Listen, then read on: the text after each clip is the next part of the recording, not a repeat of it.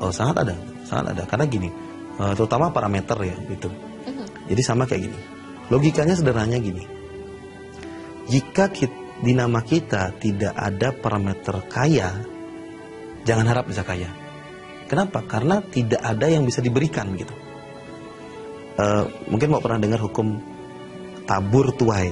Apa yang kita tabur, itu yang kita tuai.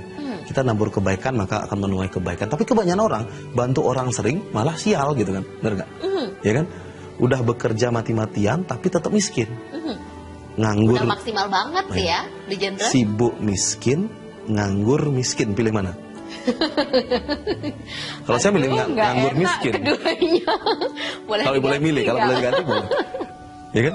Daripada sibuk miskin, mending nganggur miskin. Nongkrong, tetap hasilnya sama soalnya. Iya, seharusnya miskin kan gitu. Nah, jadi buang-buang waktu gitu. Nah, jadi di nama itu ada semua bibit-bibit, bahasa saya adalah bibit-bibit apa saja. Pernikahan lah, karir, pekerjaan, semua pasangan, semua ada di situ. Jadi jika kita tidak punya bibit itu, maka jangan harap kita bisa memetik buah itu.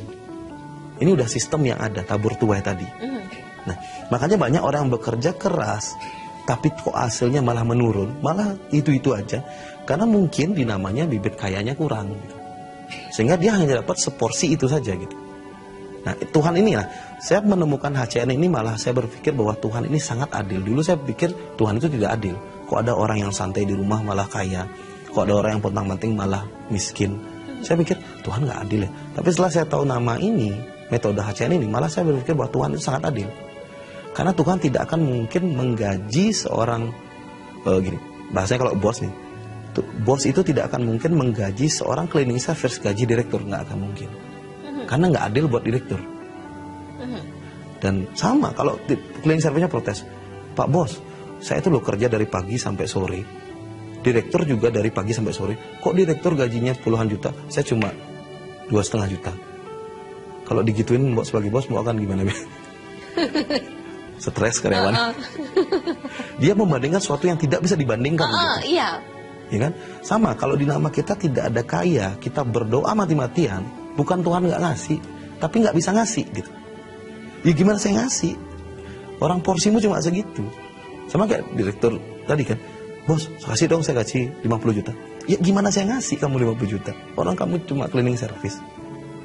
Caranya lah, kamu jadi direktur, saya kasih.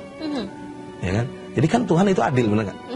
Jadi bagi yang mungkin dulu berpikiran sama-sama saya bahwa Tuhan itu nggak adil, saya menemukan jawaban keadilan Tuhan itu lewat Hypnocodes name gitu, lewat nama itu.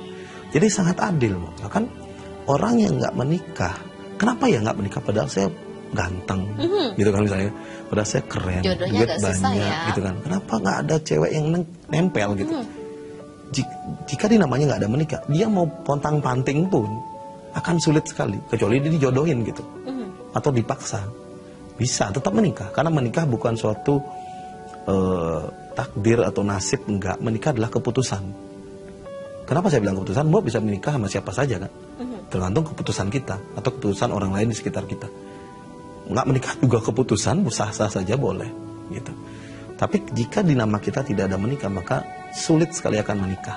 Itu saya buktikan banyak sekali.